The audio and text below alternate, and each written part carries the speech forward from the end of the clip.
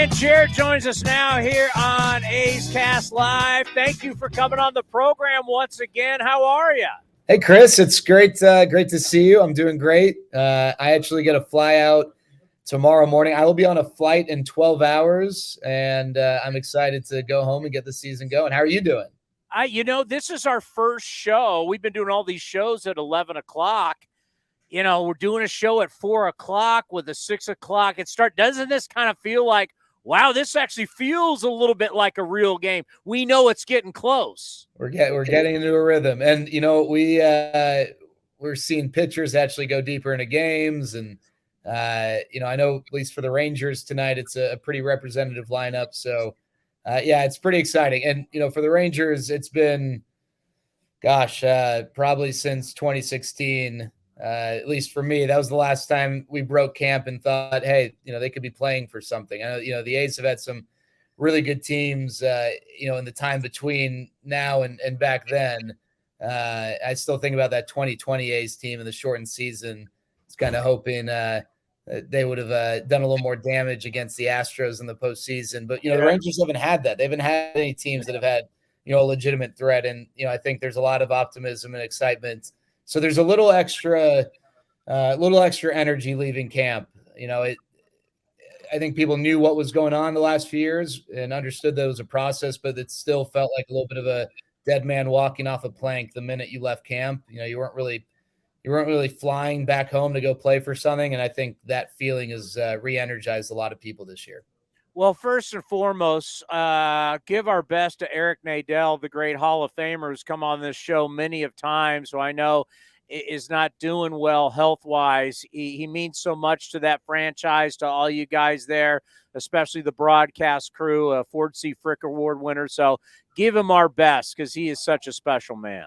Yeah, for sure. And, I speak with Eric every day, either by phone or text. And he got a lot of people who reached out yesterday, and I know it meant a lot to him. And he's trying his hardest. It's one of those things. When you're dealing with mental health challenges, you can try really hard, and that doesn't necessarily help. But he's doing everything he can, and I know a lot of people, obviously on our side are in his corner, and we hope to have him back as soon as possible. So there obviously is a lot of reasons to be excited if you're a Texas Rangers fan. I felt so bad for Ranger fans. You open up this new ballpark and then it's COVID, so you're not able to have everybody in there. You never got a chance to have that honeymoon, and it is what it is. I felt bad for Ranger fans, but you got a team that's going for it. You're spending a lot of money.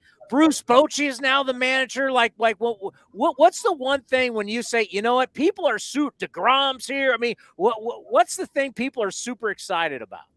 Well, Rangers fans really have not, I don't want to say never, but I don't think Rangers fans really can point to a time where they've had an outstanding rotation. Maybe the early 70s teams, they had statistically a really good rotation. There have obviously been some really good pitchers who have come through, like Nolan Ryan, Ferguson Jenkins, and, more recently, Yu Darvish and Cliff Lee and Cole Hamels. And the teams in 10 and 11 that went to the World Series, they had good pitching. Cliff Lee just hit another gear in the playoffs, but I don't think their rotations were anything close to what the Rangers have right now. And, these guys are all healthy right now, and that's the key, keeping them healthy. But this is, I think a lot of people would tell you, this is the best rotation the Rangers have ever had going into a season. Obviously the organization hasn't been around for 100 years, but, we're beyond 50 years. And so it was tough for the Rangers to recruit pitching in the old ballpark, whether it was the heat or just the fact it was a extreme hitters park with a jet stream. They're in a new park now. And I don't think Jacob deGrom signs a contract with the Rangers if they were going to be pitching in 100-degree heat for, 3.5 months out of the season. And, you give up a fly ball off the end of the bat, and if it hits to right field, you're in trouble. It's going to be a home run. And so I think it's just exciting for people that they're now in a position to attract good pitching, great pitching. And if they can keep these guys healthy, it's going to be a lot of fun knowing that every night you go to the ballpark, you're going to have a really good chance of having the better starting pitcher in a given starting pitching matchup. Now, I haven't traveled with the team since before COVID, so I've only been to the old ballpark. Just watching whether it was the playoffs, the World Series, now Ranger games, it seems very fair. If not, would you call it a pitcher's park? Yeah, I think fair is the perfect way to characterize it, because there are times like in the postseason in 2020. So it's funny. The regular season in 2020, we were all, oh, this is a big time pitcher's park. I think what we didn't realize that the Rangers just weren't very good, and offensively they weren't very good. So they weren't scoring a lot of runs and hitting we a lot were of using a different baseball in 2020 too. That's true. Yes, yes. But then in the postseason, the Braves and the Padres, I mean, they were just, hitting home runs left and right. The ball definitely carries more when the roof's open than when it's closed, but I would say it's fair. I think in the summer months, even though you're playing predominantly indoors from early to mid-May until probably September, we do notice that there's a little more carry when the roof is closed in the summer than when the roof is closed in colder temperatures. But I'd say that, yeah, I think fair with a little bit of a leaning towards being a pitcher's park, but it is definitely not an extreme pitcher's park like I think some people characterized it in 2020. And first impression sticks. So I think people heard that, and there's still people, I'll see writers write a story and mention how, and it's an extreme pitcher's park, and it's just not. It is kind of in the middle, and some years it might lean a little bit hitter friendly based on the lineup. But I think, everything, all things being equal, it probably leans a little bit to the pitcher side, but not much. When you talk about Bruce Bochy, you talk about leadership, somebody that's been there, done that.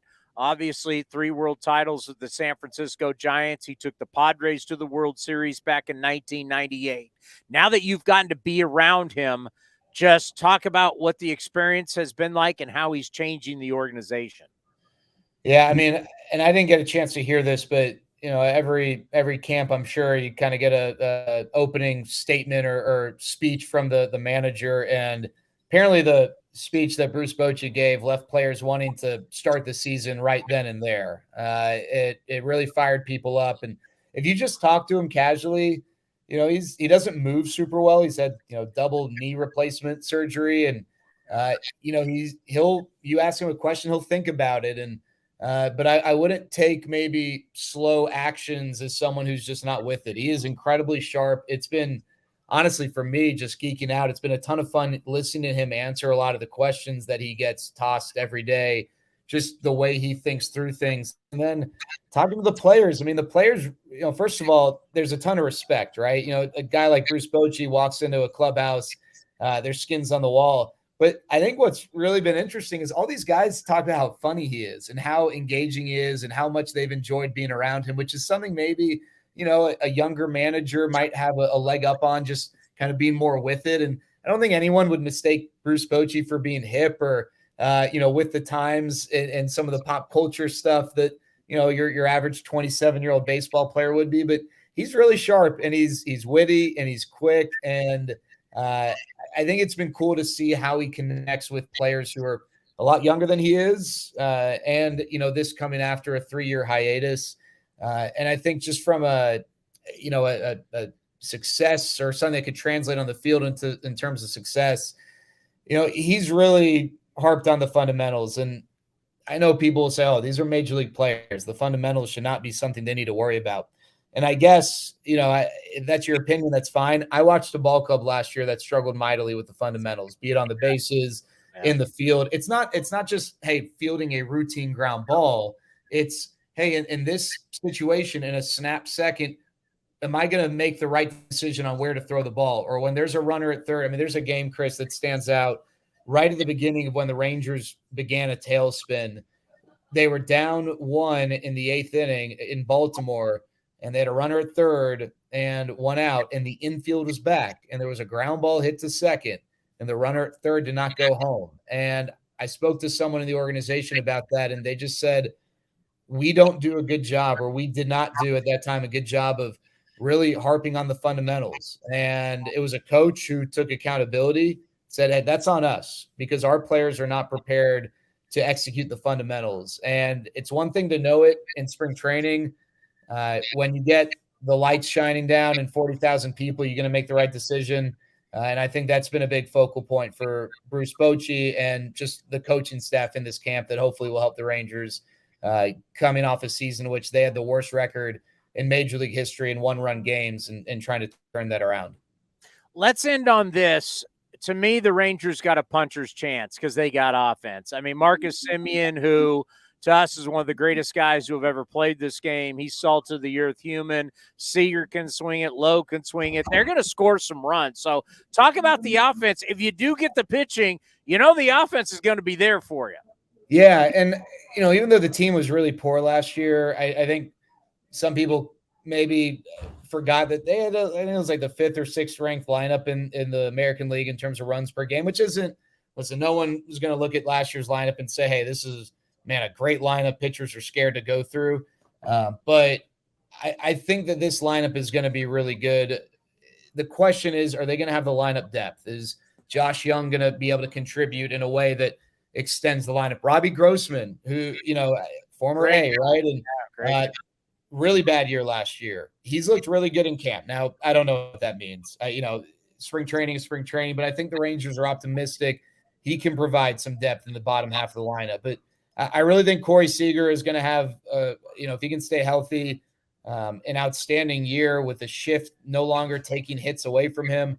Marcus Semien, I think he had a lot going on last offseason. I know he had a lot going on. He's moving a wife and 3 kids to the Metroplex. He's on the executive committee during the lockouts, a new organization, a new team. A lot of people were looking at him to take on, a lot of leadership responsibility. He got off to a slow start and it snowballed. But after he hit a grand slam actually in Oakland in late May, he was one of the best second basemen in baseball from that point on. And I think the Rangers are confident they're going to get more of that guy as opposed to the guy that started the season. So, this is not going to be like the best lineup in the American League by any means, but I think this is a lineup that is going to take a step forward from where it was last year. The question really is the bullpen. Health with the rotation, but if you get normal level health, I think the question is the bullpen, and I don't know that the Rangers necessarily at this time have answers as to who's going to give them the big outs in the 7th, 8th, and 9th innings. But I think there's a lot of confidence about the lineup and the rotation. All right, whenever we play you guys, because we're going to see you on April 21st, 22nd, 23rd on television. The boomstick will be shown every single night on television. Is this something you could take? Could you take down? And folks, if you don't know what the boomstick is, Google it. It's like the largest hot dog you've ever seen. Could you take down by yourself a boomstick? It's one of my biggest flaws in life is that I don't think I ever get full. And it's why I have to work out every day because I love food. You can do it? Yeah, I could do it. I would be more than happy to take on that challenge. I could take down the boomstick by myself for sure. And I don't know that I'm proud of that, to be honest with you.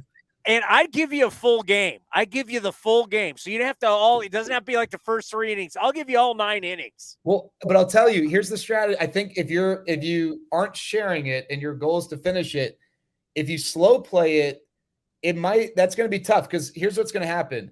You're going to allow yourself to get full. And then, by the 2nd, 3rd inning, you're not going to be feeling good. You'll then get hungry again by the 6th or 7th inning, but that thing's going to be really cold. And now it's going to be incredibly unenjoyable to eat. So I think, and I could be wrong, I think if you are trying to crush it solo, the strategy is to not totally go Joey Chestnut, but don't give yourself the opportunity to catch your breath and get full. So I think, I could be wrong, I think the challenge is if you do have to pace yourself, making sure that you're powering through that stomach when you are full, because once it settles, you're going to have a really tough time. You bring up the great Joey Chestnut, San Jose State alum. That's where I went to school. So when you think of San Jose State, you think of Bill Walsh, Joey Chestnut, Dick Vermeil. We've got Hall of Fame coaches in the NFL and Hall of Fame eaters out of San Jose State. I'll tell you what, I think my calling, Chris, I honestly believe this. I should have been more committed to like some sort of professional eating path. I think pizza. Too late, my friend. I know. Pizza, ballpark foods, and Cadbury's milk chocolate eggs. I think I'd be able to crush anyone. Hey, if Mookie Betts in the offseason can be a bowler, Madison Bumgarner can be a roper, you could be a competitive eater in the offseason. I'll have to start training. And hey, San Jose State, Kevin Franzen, San Jose State as well, right? Yeah, he's kind of. We don't. Okay, all right. Okay, we'll pass on. We'll pass on. Yeah. So I played baseball too at San Jose State. We always go, Mark Langston is our great player. Got it. Okay, that's fair. That's fair. Franson's, he's on Sirius XM, does a little TV. Yeah, we can't let his head get too big. Ken Caminetti, former MVP, God rest him, was a former Ranger. Yeah. So, we go. Mark Langston. Don't okay. give Franny's head. Franny's head's big enough already.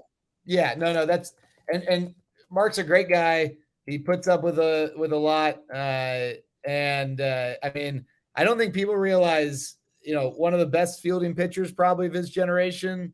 Not Greg Maddux, but probably that next tier. He's got a heck of a career. Well, thank you so much for the time again. We always love it, and we'll talk to you here in a couple weeks. Good luck to you guys. Hey. You get to go back home. You get to sleep in your bed. I mean, that is all good for you. I cannot wait. Chris, thanks so much. And best of luck to everyone in the Bay. And look forward to seeing you guys soon. Be well. You as well.